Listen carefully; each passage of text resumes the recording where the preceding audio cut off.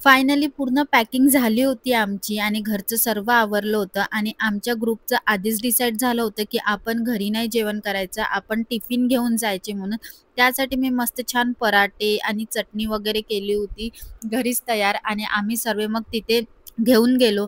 मस्त छान photos, videos काढले आणि मी तर खूप जास्त एक्सायटेड होती. कारण फिरायला जायचं म्हटलं तर मला खूप जास्त आवडते.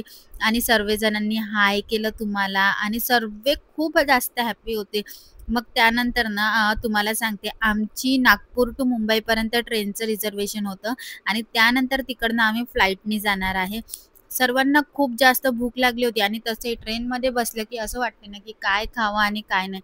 त्यामुळे मग आम्ही म्हटलं, की चला आता तसं पण 8, 8:30, 9 तर वाजलेच आहेत. आपण जेवण करून घेऊया. आम्ही सर्वांनी छान मस्त जेवण वगैरे केलं आणि ट्रेनमध्ये काही मुली होत्या, त्यासुद्धा ट्रॅव्हल करत होत्या. पण त्या मला ओळखत होत्या. त्या बोलल्या, की "ताई तू रील्स बनवते आणि व्लॉग्स टाकते ना?" मी बोलले, "हो." तर बोलले, "आम्ही तुला बघतो आणि फॉलोसुद्धा करतो." मला इतकं छान वाटलं ना, म्हणजे माझी खूप छान फीलिंग होती ती ते ऐकून.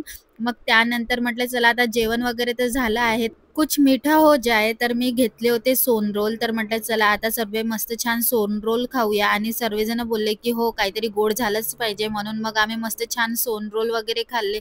त्यानंतर काय झालं हे तुम्हाला बघायला मिळेल नेक्स्ट व्लॉगमध्ये. तेव्हापर्यंत बाय. भेटूया नेक्स्ट व्लॉगमध्ये.